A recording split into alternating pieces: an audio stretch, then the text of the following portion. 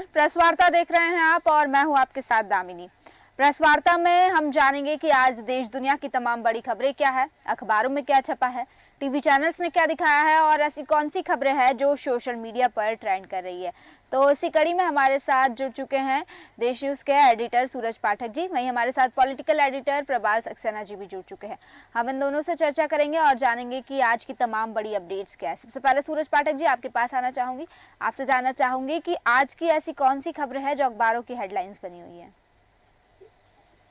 देखिए दामिनी, इस समय देश में चुनावों की अधिसूचना जारी हो चुकी है, आचार संहिता लागू हो चुकी है और ऐसी स्थिति में सभी समाचार पत्रों द्वारा, सभी न्यूज चैनल्स द्वारा और सोशल मीडिया पर भी चुनाव से संबंधित खबरें ट्रेंड कर रही हैं। और चुनाव से संबंधित खबरों में जहां एक दूसरे पर बयानबाजी को लेकर के है कि एक दूसरे पर आरोप प्रत्यारोप की बात की जा रही है, दूसरी तरफ एक और बड़ी खबर है जहां सभी अखबारों में जिसको स्थान दिया गया है वो खबर है चंदे से जुड़ी हुई। पेट्रोल बॉन्ड को एक सूची जारी हुई है कि लॉटरी किंग जो है, लॉटरी किंग दूसरी सूची में, क्योंकि लॉटरी किंग ने डीएमके को 509 करोड़ रुपए का चंदा दिया है। एक और सूची जारी की गई, जैसा कि पहले हुआ था कि लगभग 22,700 के आसपास बॉन्ड थे जिसमें 18,000 की जानकारी दी गई थी और सुप्रीम कोर्ट ने उस पर संज्ञान लिया और एसबीआई से कहा था कि जानकारी और स्पष्ट करें और जो जानकारी अभी तक नहीं थी वो जानकारी और थे। तो उसके बाद में और जानकारी सामने आई है कि 2018 से नवंबर 2023 तक भारतीय जनता पार्टी को लगभग जो है 6,986 करोड़ रुपए से ज्यादा का चंदा मिला है। तो ये खबर एक चर्चा में बनी हुई है। दूसरी एक और खबर है जिसको स्थान दिया गया है, सिद्धू मूसेवाला की जो मां है उन्होंने एक बेटे को जन्म दिया और पिता ने कहा कि मैं इसका नाम भी शुभदीप ही रखूंगा। सिद्धू मूसेवाला से जुड़ी हुई एक ये खबर है। दूसरी है कि कांग्रेस प्रत्याशियों की सूची जो आना है, क्योंकि मध्य प्रदेश की अभी वैसे तो 19 सीटें हैं, पर मैं कहूँ कि 18 सीटों पर कांग्रेस के प्रत्याशियों के नामों की घोषणा अभी बाकी है।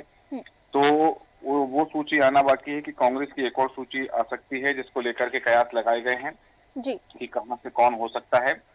और एक तरफ मैं बात करना चाहूंगा कि जहां चुनावी मोड में चुनावी तारीखों के ऐलान के बाद से, जहां से मैंने चर्चा की शुरुआत की थी कि राजनीतिक दल की सक्रियता ज्यादा दिखने लगी है, तो वहीं यदि हम बात करें कि आंध्र प्रदेश में एनडीए ने अपनी शक्ति का प्रदर्शन किया है और महाराष्ट्र में जो इंडिया अलायंस है उसने अपनी शक्ति का प्रदर्शन किया है। एक तरफ प्रधानमंत्री नरेंद्र मोदी ने दक्षिण में, क्योंकि जैसा पहले से भी बात की जा रही है, कयास लगाए जा रहे हैं कि इस बार भारतीय जनता पार्टी का फोकस जो है वो साउथ इंडिया पर है, वहां से ज्यादा सीटें जीतना चाहती है और उसी के मद्देनजर आंध्र प्रदेश में अमरावती में बात करूं कि अमरावती में प्रधानमंत्री नरेंद्र मोदी ने सभा की है और वहां पर विपक्ष पर निशाना साधते हुए कहा है और विपक्ष के नेताओं पर निशाना साधा है, जो वहां के स्थानीय नेता हैं उनको लेकर के कहा है कि क्योंकि जगन जो है, कांग्रेस और जगन रेड्डी की बात उन्होंने की है, पवन कल्याण ने पीएम के आगमन को भागीरथ के जैसा बताया है। और दूसरी तरफ यदि हम बात करें कि महाराष्ट्र में, तो महाराष्ट्र में राहुल गांधी ने सभाएं की हैं। राहुल गांधी ने मणिपुर से जो भारत जोड़ो यात्रा शुरू की थी, न्याय यात्रा, उसके तहत वो लगभग 64 दिन हो गए हैं, 65वां दिन है, तो वो यात्रा पहुंची है महाराष्ट्र। और महाराष्ट्र के मुंबई में उन्होंने उस यात्रा के दौरान कहा है कि विपक्षी जो गठबंधन है इंडिया अलायंस, उसने रैली करके शक्ति का प्रदर्शन किया है और उन्होंने कहा कि राजा की आत्मा ईवीएम, ईडी और सीबीआई में बसती है। और एक बार फिर चुनाव से पहले ईवीएम का जिक्र शुरू हो गया है, ईडी का जिक्र शुरू हो गया है, सीबीआई का जिक्र शुरू हो गया है।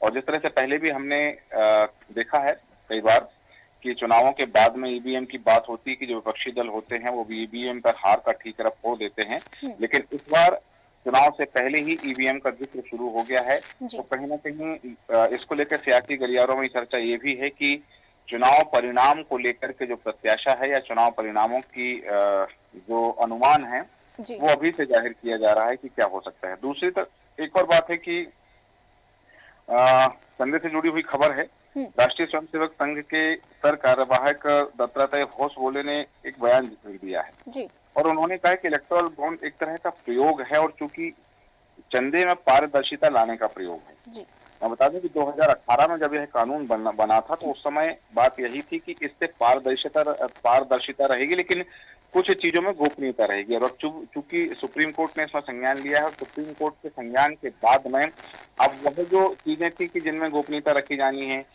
तो वो सारी चीजें सार्वजनिक हो रही हैं। क्योंकि इसमें एक बात कहीं ना कहीं कि भारतीय जनता पार्टी के बाद जी। दूसरी सबसे बड़ी पार्टी तृणमूल कांग्रेस है। तृणमूल कांग्रेस को सबसे बड़ा चंदा मिला है। हालांकि कुछ दलों ने अपने मिले हुए चंदे की राशि को सार्वजनिक किया है, जिसमें डीएमके है, आम आदमी पार्टी है और जनता दल एस है, एनडीपी सपा और एनसीपी, इस तरह के कुछ ग्रुप हैं, कुछ मतलब राजनीतिक दल हैं जिन्होंने ये सार्वजनिक किया कि किस ग्रुप से उनको कितनी राशि सामने मिली है। जी दामिनी जी बिल्कुल। वहीं देश न्यूज़ के एडिटर इन चीफ जय श्रीवास्तव जी भी हमारे साथ जुड़ चुके हैं। तो जय श्रीवास्तव जी, आपसे जानना चाहूँगी, जिस तरह से चुनावी माहौल है, चुनाव को लेके बात करें, इलेक्शंस को लेके बात करें, तो ऐसी कौन सी बड़ी खबरें हैं जो इस वक्त सुर्खियों में हैं?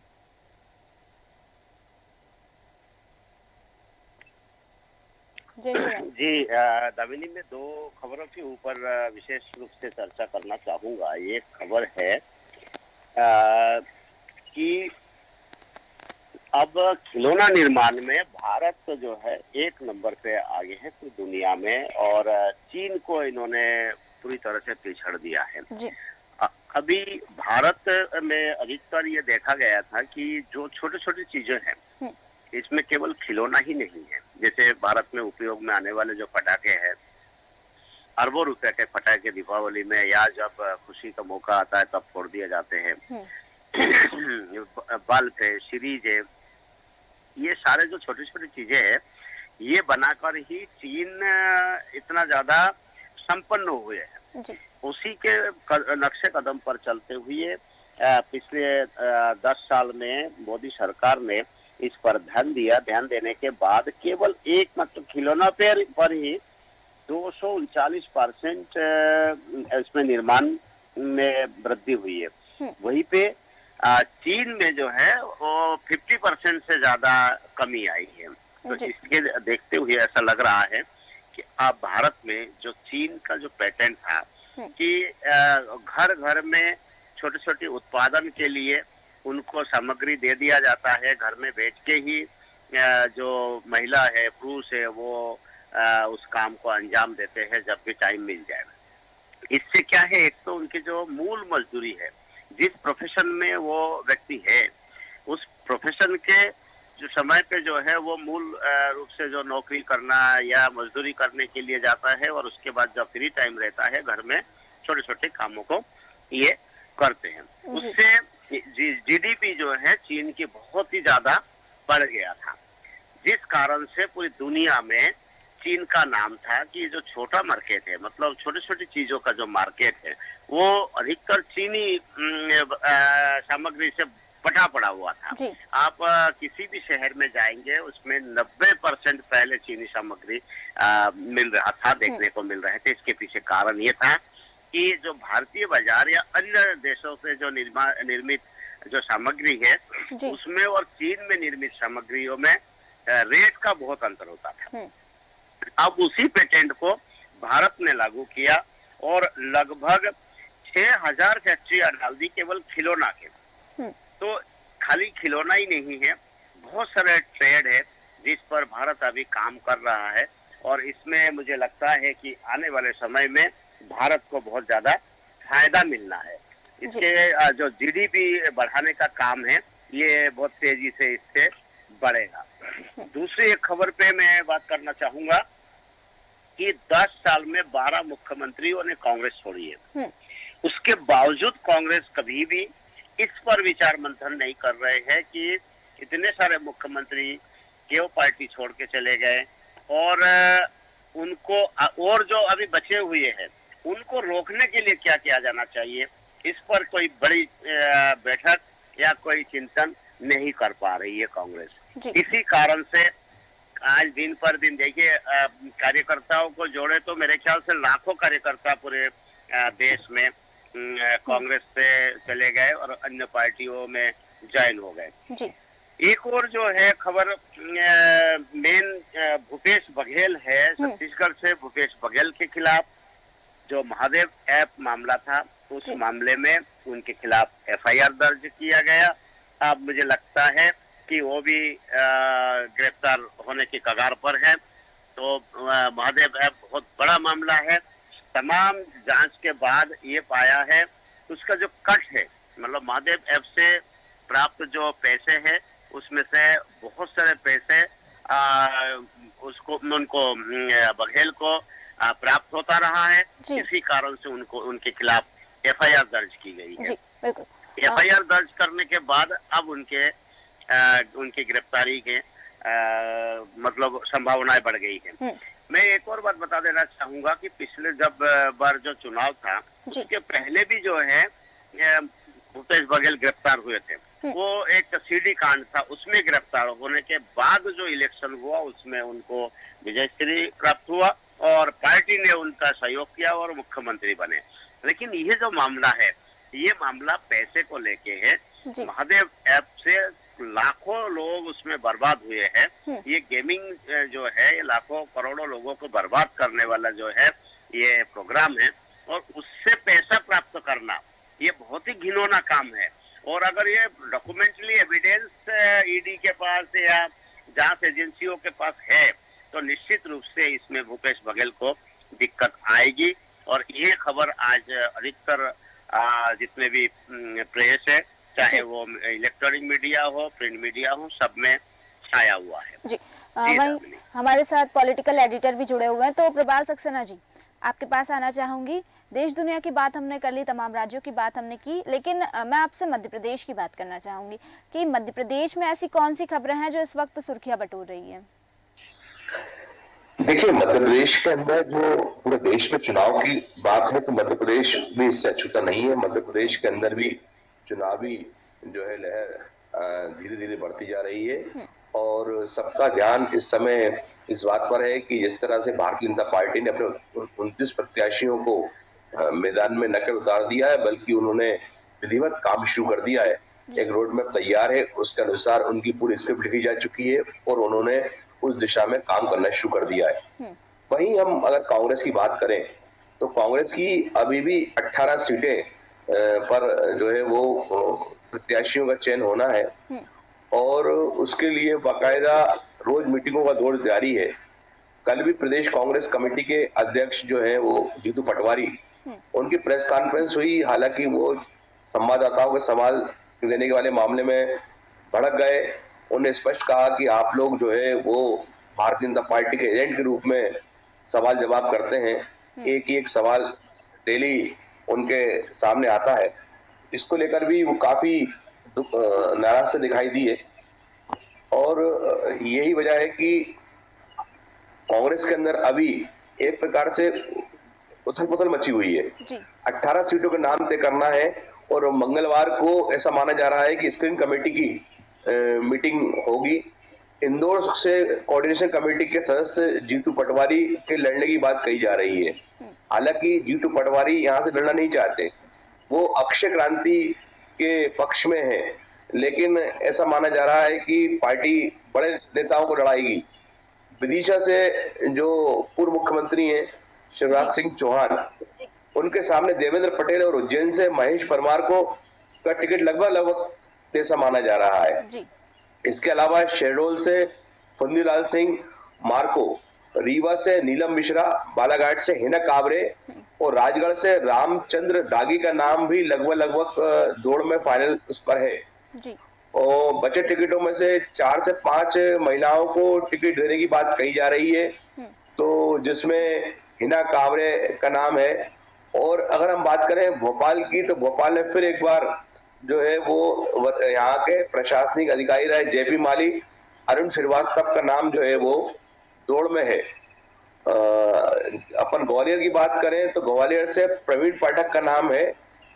इस तरह पार्टी के अंदर मंथन का दौर जारी है और मतदाताओं को, खासकर समर्थकों को इस बात का इंतजार है कि पार्टी कब तक अपनी सूची जारी करती है, क्योंकि चुनाव आचार आदर्श संहिता रख चुकी है और लगभग चुनाव अपने उफान पे आ रहा है। तो इस तरह से हम कह सकते हैं कि पूरा जो है राजनीतिक दलों की जो बातें हैं, खासकर प्रत्याशियों को लेकर उत्सुकता का माहौल है, और कब तक ये उनकी उत्सुकता खत्म होती है, इस पर पार्टी खासकर कांग्रेस को विचार करना है। जी वहीं सूरज पाठक जी, आपके पास दोबारा से आना चाहूँगी। आपसे जानना चाहूँगी कि जिस तरह से मध्य प्रदेश में राजनीति में किस तरह से माहौल है, प्रबाल सक्सेना जी ने बता दिया, लेकिन इसके अलावा अगर हम बात करें तो मध्य प्रदेश की और तमाम बड़ी खबरें क्या है और ऐसी कौन सी चीज़ें जो इस वक्त ट्रेंड कर रही है?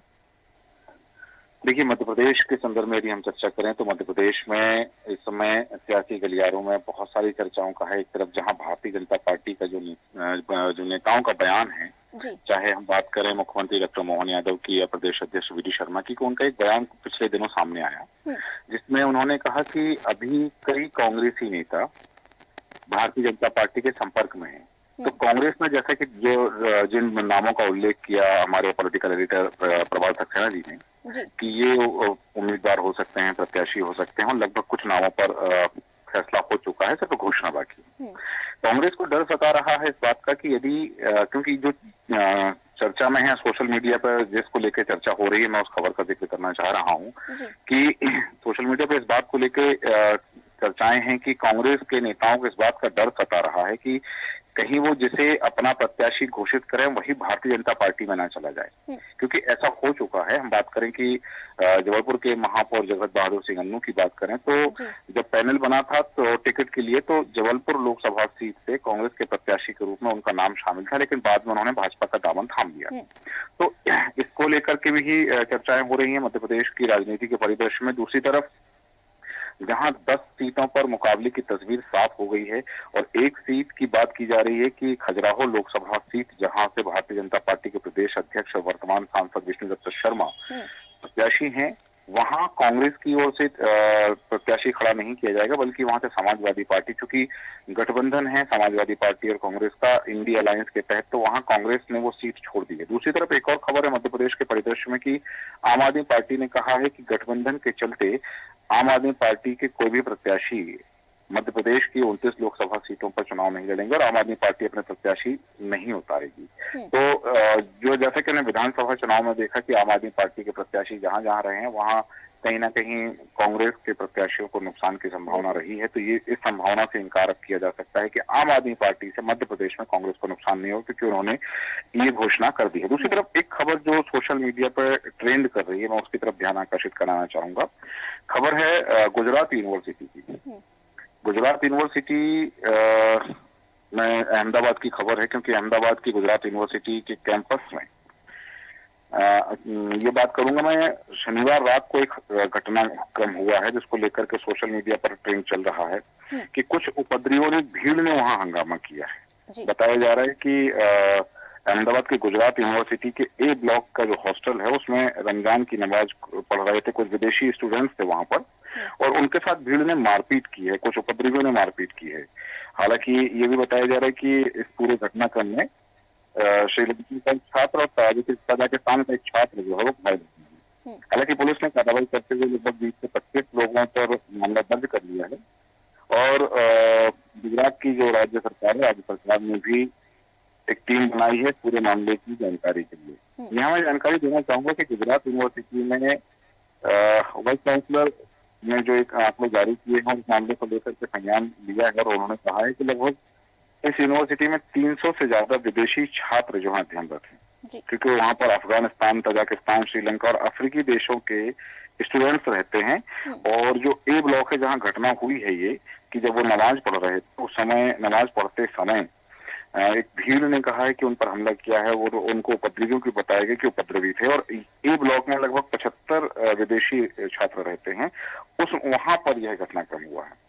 एक और खबर पर मैं ध्यान आकर्षित कराना चाहूंगा कि ये जहां चिंतन का विषय है वहीं चिंता का विषय भी है कि नागालैंड की खबर है कि वहां पर फ्रंटियर नगा टेरिटरी में राज्य की मांग जो चल रही थी कि अलग से एक राज्य बनाया जाए, उस पर लेकर के जो लगभग कई दिनों से वहां बंद का जो घटनाक्रम चल रहा है वो लगातार जारी है, क्योंकि वहां पर मैं बताना चाहूंगा कि नागालैंड में जो जिस तरह से सियासी समीकरण है, अब चूंकि चुनाव का समय होता है तो चाहे वो कर्मचारी संघ हो, चाहे आम आदमी हो या सामाजिक संगठन अपनी बातों को लेकर के सरकार पर दबाव बनाते हैं। अब चूंकि आचार संहिता लगी, अब तो कुछ हो ही नहीं सकता है, लेकिन इस तरह की जो गतिविधियां हैं कि वहां आम जनता को परेशानी हो रही है कि क्योंकि फ्रंटियर नागा टेरिटरी नाम का अलग राज्य बनाने की मांग को लेकर के ईस्टर्न नागालैंड पीपुल्स ऑर्गेनाइजेशन, जिसे हम ENPO भी कहते हैं, उनका एक हफ्ते से ये बंद का आह्वान लगातार जारी है।